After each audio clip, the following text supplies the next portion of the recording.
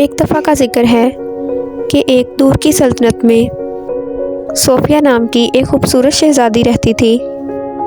Sophia के पास कुदरत की तरफ से मिला हुआ एक ख़ास तोहफ़ा था कि जब भी वो नाचती थी तो उसका लिबास रंग बिरंगी सूरज की रोशनी से चमकता था और ऐसे मालूम होता था जैसे किसी मोर के पंखों में बदल दिया गया हो।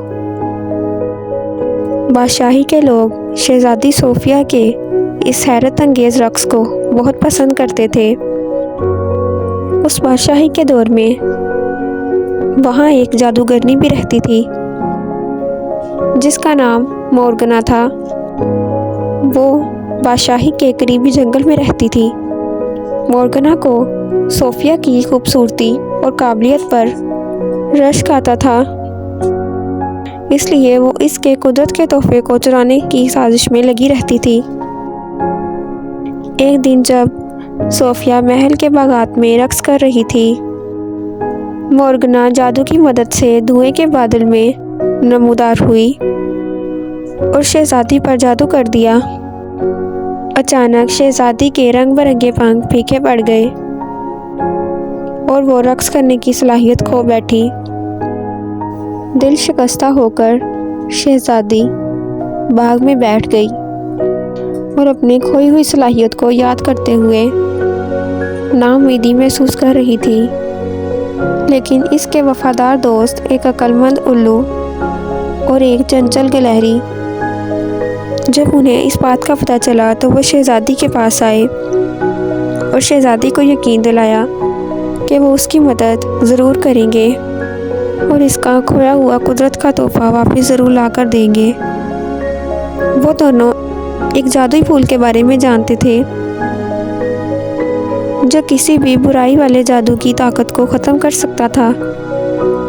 वो इस जादुई फूल को तलाश करने के लिए सफ़र पर निकल पड़े जो मोरगना के जादू को तोड़ सकता था। वो एक घने जंगल में उस फूल की तलाश के लिए गए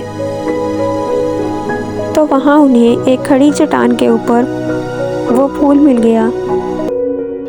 जैसे ही उन दोनों ने वो फूल हासिल किया तो वो जल्दी से बादशाहत में वापस आ गए और शहज़ादी सोफिया को वो फूल दे दिया।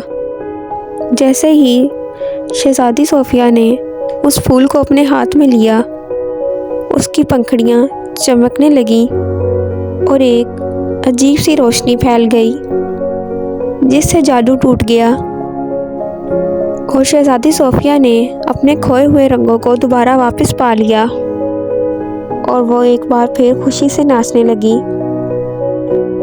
मोरगना के शैतानी मंसूबे को नाकाम बनाने के बाद